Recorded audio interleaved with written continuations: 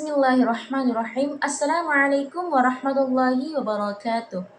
Alhamdulillahirabbil alamin. Wassalatu wassalamu ala asyrafil anbiya'i wal mursalin wa ala alihi wa sahbihi rasulillahi ajma'in. Pertama-tama dan yang paling utama, marilah kita panjatkan puji syukur atas kehadiran Allah Subhanahu wa taala yang dimana Allah masih memberikan kita kesehatan sehingga kita bisa melaksanakan rutinitas kita di setiap waktunya. Selawat bertangkaikan salam tak lupa pula kita hadiahkan ke ruh junjungan alam, yakni Nabi besar Muhammad sallallahu alaihi wasallam. Langsung saja, baik, perkenalkan nama saya adalah Sutri Berutu, mahasiswi dari Sekolah Tinggi Ilmu Tarbiyah Hamzah Fansuri, Kota Subul Salam, Aceh. Baik, saya dari program studi pendidikan agama Islam dan sebagai dosen pengampu Ibu Sabarita Banuria, MA.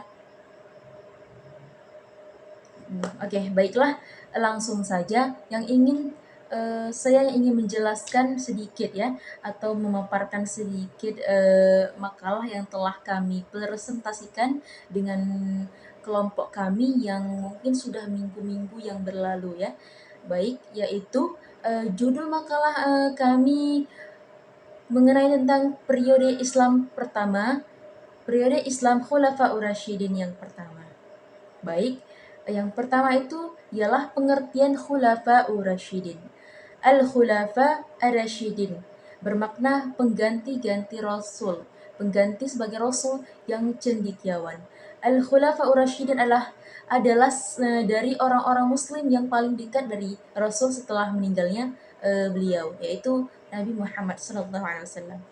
Dan khalifah secara khusus maksudnya adalah pengganti Nabi Muhammad Sallallahu Alaihi Wasallam sebagai imam untuk umatnya. Nah, adapun yang dimaksud dengan Khulafaur Rasyidin adalah para pemimpin sebagai pengganti Rasulullah dalam mengatur kehidupan umat manusia yang adil, bijaksana, cerdik, dan selalu melaksanakan tugas dengan benar dan selalu mendapat petunjuk dari Allah Subhanahu wa taala.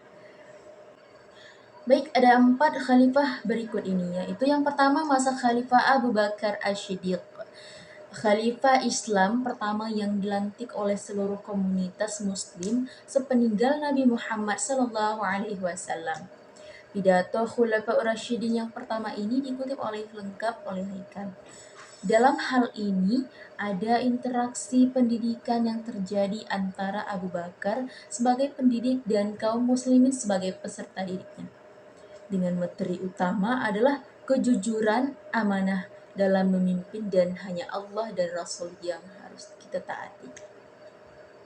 Baik, selanjutnya, pemerintah Abu Bakar sangat singkat, yaitu 632 Masehi sampai 634 Masehi. Tetapi sangat penting, dia terutama berperan melawan riddah atau kemurtadan. Ketika beberapa suku mencoba melepaskan diri dari umat dan menegaskan lagi kemerdekaan mereka. Nah, pemberontakan yang terjadi benar-benar murni mengenai tentang politik dan ekonomis. Oke, baiklah. Pendidikan Islam terdiri dari pendidikan tauhid atau keimanan, akhlak, ibadah, dan juga kesehatan. Yaitu saya akan menjelaskan poin-poinnya, yaitu yang pertama ialah pendidikan keimanan, yaitu seperti apa? Seperti kita menanamkan bahwa satu-satunya yang wajib kita sembah itu adalah Allah Subhanahu wa taala. Dan yang kedua yaitu pendidikan akhlak seperti adab. Ketika kita masuk ke rumah orang, kita harus mempunyai sopan santun dan juga dalam bertetangga atau bergaul dalam masyarakat dan lain sebagainya. Nah, dan ada poin yang ketiga, yaitu poin ketiga itu pendidikan ibadah seperti melaksanakan sholat, puasa, dan juga haji bila mampu. Dan yang terakhir yaitu kesehatan yang sudah kita ketahui ya, seperti tentang kebersihan dan juga bisa kita katakan gerak-gerik dalam sholat juga merupakan didikan untuk memperkuat jasmani dan juga rohani kita. Oke, next selanjutnya masa khalifah yang kedua yaitu masa khalifah Umar bin Khattab dari sejak 13 sampai 23 Hijriah atau 634 sampai 644 Masehi. Khalifah kedua dalam Islam juga dari kalangan Khulafaur Rasyidin, kabilah yang lurus, yaitu yang merupakan satu di antara tokoh-tokoh besar dalam sejarah Islam. Nah, pada masa Khalifah Umar ini lebih maju dan lebih luas serta lebih lengkap. Oke, baik. Dan yang ketiga, masa Utsman bin Affan pada masa 23 sampai 35 Hijriyah atau 644 sampai 656 Masehi. Oke, selanjutnya, khalifah ketiga ini periode Khulafaur Rasyidin, ia dipilih sebagai khalifah oleh sebuah dewan pemilihan yang disebut Syura. Ia juga dijuluki Dzul Nurain yang memiliki dua cahaya karena ia menikahi putri Nabi dua, yaitu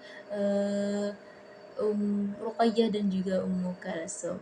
Nah, pada masa Utsman ini dalam politik pemerintahannya banyak sekali kepentingan pribadi dari orang yang terdekat.